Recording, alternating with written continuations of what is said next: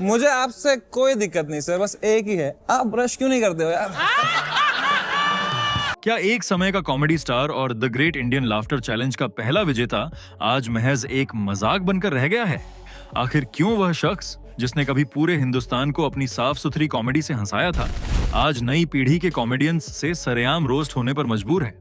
क्या कपिल शर्मा के शो पर सुनील पाल के साथ जो हुआ वह नेटफ्लिक्स और शो के निर्माताओं की कोई सोची समझी साजिश थी, या फिर यह उनके अपने ही बोए हुए विवादों और अहंकार की फसल है?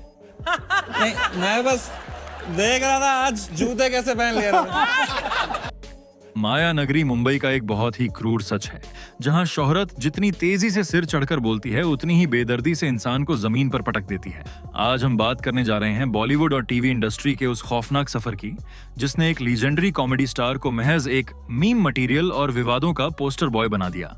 जी हाँ, वही सुनील पाल जिन्हें कभी जॉनी लीवर और राजू श्रीवास्तव के बराबर माना जाता था, आज खुद को कॉमेडी के सेट पर चक्रव्यूह में फंसा हुआ एक अभिमन्यु बता रहे हैं। एक दौर था जब सुनील पाल की एक झलक पाने के लिए दर्शक बेताब रहते थे, लेकिन आज नौबत यह आ गई है कि वे केवल अपनी भड़ास निकालने और जहरीले इंटरव्यूज देने के लिए जाने जाते हैं। सुनील पाल की कहानी किसी ब्लॉकबस्टर बॉलीवुड फिल्म से कम नहीं है।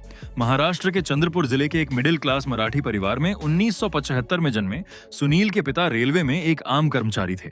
एक मिडिल क्लास परिवार का लड़का जिसकी आंखों में बड़े बड़े सपने थे, 1995 में पिता के ट्रांसफर के बाद सपनों के शहर मुंबई आ गया। यह शहर बाहर से जितना खूबसूरत है, संघर्ष करने वालों के लिए अंदर से उतना ही बेरहम है। सफलता रातों रात नहीं मिलती, और सुनील ने इस भयानक सच को असल जिंदगी में जिया है। उन्होंने सांता क्रूज में एक चाय की टपरी पर चाय बेचने का काम किया, दिन भर ग्राहकों की गालियां सुनी और रात को मुंबई के फुटपाथों पर खुले आसमान के नीचे सोए। अपने सपनों को जिंदा रखने के लिए वे उसी चाय की दुकान के पास एक पीसीओ बूथ से फिल्म इंडस्ट्री में संपर्क साधने की कोशिश करते रहते थे।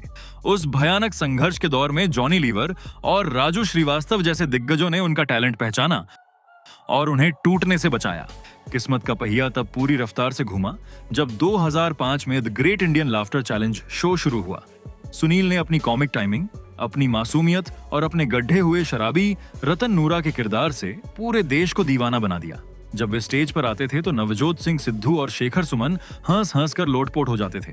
राजू श्रीवास्तव और भगवंत मान जैसे धुरंधरों को पछाड़कर उन्होंने शो का पहला खिताब जीता, और इसके बाद उनके लिए बॉलीवुड के दरवाजे खुल गए। बॉम्बे टू गोवा जैसी फिल्मों से वे छा गए। उस वक्त ऐसा लग रहा था कि सुनील पाल पारिवारिक कॉमेडी के नए शहंशाह बन चुके हैं, जिनके पास पैसों और शोहरत की कोई कमी नहीं थी। लेकिन हर सफल कलाकार के पतन की शुरुआत अक्सर उसके सबसे एम्बिशियस प्रोजेक्ट और उसके अंदर पनप रहे अहंकार से होती है। 2010 में सफलता के नशे में चूर सुनील ने भावनाओं को समझो नाम की अपनी फिल्म बनाई, जिसमें एक ही फिल्म में 51 पेशेवर स्टैंड अप कॉमेडियंस को कास्ट करके गिनीज वर्ल्ड रिकॉर्ड कायम किया। सुनील को लगा कि इस रिकॉर्ड के बाद वे बॉलीवुड के सबसे बड़े निर्माता निर्देशक बन जाएंगे, लेकिन यह फिल्म बॉक्स ऑफिस पर बुरी तरह औंधे मुंह गिरी और क्रिटिक्स ने इसे रद्दी की टोकरी में डाल दिया। फिल्म ने रिकॉर्ड तो बना दिया, लेकिन दर्शकों के दिल में जगह न बना पाई।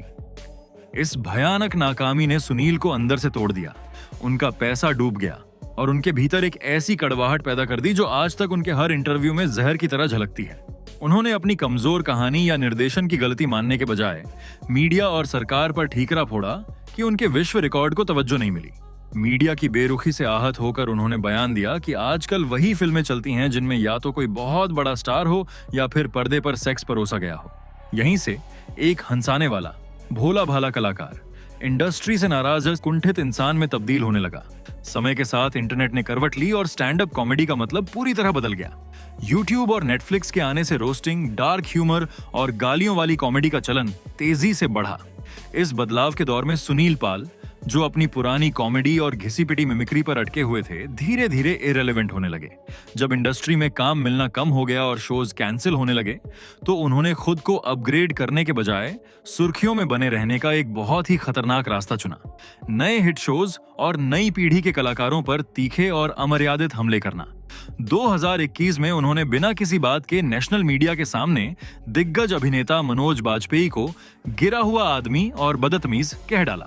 सुनील ने द फैमिली मैन और मिर्जापुर जैसी ब्लॉकबस्टर सीरीज को विचारों का पौन बताते हुए कहा कि ये शोध समाज में गंदगी फैला रहे हैं। इस पर मनोज बाजपेयी ने अत्यंत शालीनता से जवाब दिया कि जो लोग खाली बैठे हैं, जिनके पास काम नहीं है, उन्हें ध्यान करना चाहिए। इस एक लाइन ने सुनील की पूरी कुंठा को नंगा कर दिया। विवादों का यह सिलसिला यहीं नहीं रुका। उन्होंने नई पीढ़ी की महिला स्टैंड अप कॉमेडियंस पर निशाना साधते हुए कहा कि जो माइक पर आकर अपने शरीर पर जोक्स क्रैक करती हैं, वे दरअसल सॉफ्ट कोठा चला रही हैं। साफ देखा जा सकता था कि सुनील पाल रेलेवेंट रहने के लिए ही ये सब कर रहे हैं। यह रेलेवेंस एंजाइटी का सबसे बड़ा सबूत था। उन्हें अपनी रेलेवेंसी खोने का भयंकर डर सता रहा था। सुनील पाल की जिंदगी विवादों से घिरी ही थी कि दिसंबर 2024 में एक ऐसा असल जिंदगी का खौफनाक थ्रिलर सामने आया जिसने सबको चौंका दिया। 2 दिसंबर 2024 को सुनील अचानक लापता हो गए और उनकी घबराई हुई पत्नी सरिता ने सांता क्रूज पुलिस स्टेशन में एफआईआर दर्ज कराई। लगभग 24 घंटे के बाद जब वे लौटे तो उन्होंने जो दास्तान सुनाई वह रोंगटे खड़े कर देने वाली थी। अमित नाम के व्यक्ति ने उन्हें हरिद्वार में शो के भारी पैसों का लालच देकर बुलाया था, लेकिन दिल्ली मेरठ बॉर्डर पर उन्हें अगवा कर लिया गया। अपहरणकर्ताओं ने उनकी आंखों पर पट्टी बांधी, कनपटी पर बंदूक रखी और जहर का इंजेक्शन लगाने की धमकी देकर फिरौती मांगी। मौत को सामने देखकर सुनील टूट गए और दोस्तों की मदद से लगभग 8 लाख रुपए देकर आजाद हुए। पुलिस जांच में पता चला कि यह वही कुख्यात गिरोह था जिसने 12 दिन पहले अभिनेता मुश्ताक खान का भी अपहरण किया था।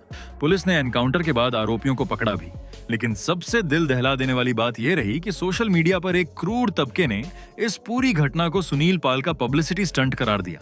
लोगों ने मीम्स बनाए कि सुनील बिग बॉस में एंट्री पाने के लिए यह ढोंग कर रहे हैं। यह इस बात का सबसे खौफनाक सबूत था कि एक लीजेंडरी कलाकार समाज में अपनी विश्वसनीयता इस कदर खो चुका था कि मौत के मुंह से लौटने पर भी उसे सहानुभूति के बजाय गालियां मिल रही थीं। लेकिन इस अपहरण कांड के सदमे से वे उबर भी नहीं पाए थे कि उनकी जिंदगी का सबसे बड़ा, सबसे शर्मनाक ड्रामा मई 2026 में पूरी दुनिया के सामने स्क्रीन पर आ गया। नेटफ्लिक्स पर the great Indian Kapil show के world laughter day special episode का न्योता सुनील ने यह सोचकर कबूला था कि यह उनके डूबते करियर के लिए एक नई सुबह होगी। शो के निर्देशक अनुकल्प गोस्वामी ने उनका 15 मिनट का स्टैंड अप एक्ट फाइनल किया था, लेकिन सेट पर पहुंचते ही उनके पैरों तले जमीन खिसक गई, क्योंकि वहां उनके धुर विरोधी समय रैना और पॉडकास्टर रणवीर अल्लाहबादिया मौजूद थे। यह वही समय रैना थे जिन्हें कुछ ही महीने पहले सुनील पाल ने सरेआम कॉमेडी की दुनिया का आतंकवादी कहा था और उन्हें जेल भेजने की मांग की थी। और आज नेटफ्लिक्स ने उसी सुनील को समय रैना के सामने खड़ा कर दिया था। कैमरे ऑन होते ही एकतरफा रोस्टिंग का वह खौफनाक खेल शुरू हो गया जिसकी कल्पना सुनील ने सपने में भी नहीं की थी। सुनील का तैयार किया हुआ एक्ट करने का मौका ही नहीं दिया गया और जो उन्होंने सुनाया उसे फाइनल एडिटिंग में काट दिया गया। सुनील ने महसूस किया कि वे एक चक्रव्यूह में फंसे अभिमन्यु हैं जिन्हें चारों तरफ से घेर कर मारा जा रहा है। कपिल शर्मा ने आग में घी डालते हुए समय रैना से सुनील के पुराने बयानों का जिक्र छेड़ दिया। समय रैना ने बेहद शांत लेकिन धारदार लहजे में पलटवार करते हुए सुनील पर एक ऐसा सीधा और व्यक्तिगत हमला किया जिसने सेट पर ठहाकों का तूफान ला दिया। समय ने कहा, मुझे आपसे कोई दिक्कत नहीं है सर, लेकिन मेरी बस एक ही दिक्कत है, आप ब्रश क्यों नहीं करते हो यार? मुझे आपसे कोई दिक्कत नहीं सर, बस एक ही है, आप ब्रश क्यों नहीं करते हो यार? एक सीनियर आर्टिस्ट की नेशनल टेलीविजन पर ऐसी बेइज्जती पहले कभी नहीं हुई थी। जब अर्चना पूरन सिंह ने बीच बचाव करते हुए पूछा कि सुनील को समय से इतनी दिक्कत क्या है, तो सुनील ने अपने संस्कारी अंदाज में कहा कि समय के शोज में गालियां दी जाती हैं। इस पर समय ने तुरंत ऐसा तीर मारा जिसका सुनील के पास कोई जवाब नहीं था। समय ने हंसते हुए कहा कि उन्होंने सारी गालियां असल में सुनील पाल के ही पुराने वीडियो और उनके कमेंट सेक्शन से सीखी हैं। बेइज्जती तब चरम पर पहुंच गई जब सुनील ने चप्पल पहनने की अपनी सादगी की शेखी बघारी और समय ने तुरंत ताना मारा कि सुनील को जूते तभी नजर आते हैं जब लोग उन्हें मारने के लिए उन पर जूते फेंकते हैं। हंसी मजाक के बीच समय ने सुनील की आंखों में देखते हुए एक भावुक मुद्दा उठाया कि जब वे बुरे दौर से गुजर रहे थे तब एक सीनियर होने के नाते सुनील ने उन्हें समर्थन देने के बजाय अपनी सारी तोपें उन पर तान दी थीं और आतंकवादी कह दिया था। इस दर्द ने सुनील पाल को कैमरे के सामने पूरी तरह से निहत्था और विलेन साबित कर दिया। इस एपिसोड के टेलीकास्ट होने के बाद इंटरनेट पर सुनील पाल के अपमान के वीडियो आग की तरह फैल गए। इस जिल्लत को बर्दाश्त न कर पाने के कारण सुनील ने मीडिया और यूट्यूबर्स के सामने अपना दर्द बयां करते हुए इसे नेटफ्लिक्स की एक सोची समझी साजिश बताया। सुनील ने आरोप लगाया कि दर्शकों को जानबूझकर निर्देश दिए गए थे कि वे सुनील के चुटकुलों पर न हंसें और समय के फूहड़ चुटकुलों पर तालियां पीटें। सबसे तीखा हमला उन्होंने जजों पर किया। उन्होंने कहा कि नवजोत सिंह सिद्धू ने पक्षपात करते हुए समय को अगला कपिल बता दिया और अर्चना पूरन सिंह के बारे में कहा कि वो तो पैसे दिए जाने पर हवा पर भी हंस देंगी। सुनील का मानना है कि नेटफ्लिक्स ने समय और रणवीर की खराब होती छवि सुधारने और अपनी गिरती टीआरपी बढ़ाने के लिए जानबूझकर उन्हें बलि का बकरा बनाया। सुनील ने दावा किया कि समय की गालियों को एडिटिंग में हटा दिया गया ताकि वे एक सभ्य युवा दिखें और सुनील एक मजाक का पात्र। हालांकि उन्होंने माना कि कैमरे के पीछे समय रैना ने बेहद सम्मान से उनके पैर छुए थे। बॉलीवुड के गॉसिप बाजारों और इंडस्ट्री के अंदरूनी जानकारों की माने तो सुनील पाल का यह हश्र किसी बाहरी साजिश ने नहीं, बल्कि उनके अपने अहंकार और समय के साथ न बदलने की जिद ने किया है। वे हमेशा अपनी नाकामी के लिए गुटबाजी और राजनीति का रोना रोते रहे। कड़वी सच्चाई यह है कि जब भारत में कॉमेडी का स्वाद बदल रहा था तो सुनील ने खुद को अपग्रेड करने से इनकार कर दिया। वे खुद को साफ सुथरी कॉमेडी का मसीहा मानकर हर नए ट्रेंड को अश्लील बताने लगे।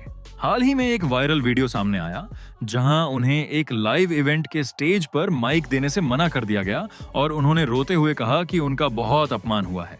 ये इस बात का सबूत है कि इंडस्ट्री अब उन्हें गंभीरता से नहीं लेती। इंटरनेट की दुनिया बहुत निर्दयी है। अगर आप लगातार नफरत फैलाएंगे तो आपको उसी मंच पर बुलाकर बेरहमी से रोस्ट किया जाएगा। नेटफ्लिक्स का शो उनके 20 साल पुराने जोक्स सुनने के लिए नहीं, बल्कि आज की पीढ़ी के विवादित सितारों की वाइब को भुनाने के लिए था, जहां सुनील महज एक पंचिंग बैग बनकर रह गए। सुनील पाल की यह पूरी दास्तान मनोरंजन जगत का एक बेहद कड़वा सबक है। यह सिखाती है कि सफलता की चोटी पर पहुंचना आसान हो सकता है, लेकिन अहंकार को काबू में रखकर वहां टिके रहना सबसे बड़ी चुनौती है। कपिल शर्मा के शो पर हुई यह घटना केवल एक स्क्रिप्टेड रोस्टिंग नहीं थी। यह उनके सालों के कड़वे बयानों, दिग्गज अभिनेताओं के अपमान और अड़ियल प्रवृत्ति का सीधा कर्मा था। आज सुनील पाल उसी चौराहे पर खाली हाथ खड़े हैं जहां से उन्होंने 1995 में सांता क्रूज की उस चाय की टपरी से शुरुआत की थी। फर्क सिर्फ इतना है कि अब उनके पास युवावस्था का जुनून नहीं, बल्कि छिन चुके स्टारडम का दर्द और कड़वाहट है। क्या सुनील पाल इस भारी अपमान के बाद अपनी गलतियों को मानकर नई पीढ़ी के साथ कदम ताल कर पाएंगे, या फिर हमेशा के लिए यूट्यूब के सस्ते इंटरव्यूज में दूसरों को कोसने वाले एक कुंठित इंसान बनकर रह जाएंगे? यह तो आने वाला वक्त ही बताएगा। लेकिन बॉलीवुड के गलियारों में यही गूंज रहा है कि माया नगरी में वक्त और दर्शक से बड़ा बलवान कोई नहीं है। और दोस्तों, अगर आपको बॉलीवुड के इन अनकही कहानियों और गहरे राजों को जानना पसंद है तो अभी इस वीडियो को लाइक करें और हमारे चैनल को सब्सक्राइब करके बेल आइकन दबाना न भूलें। मिलते हैं अगली वीडियो में।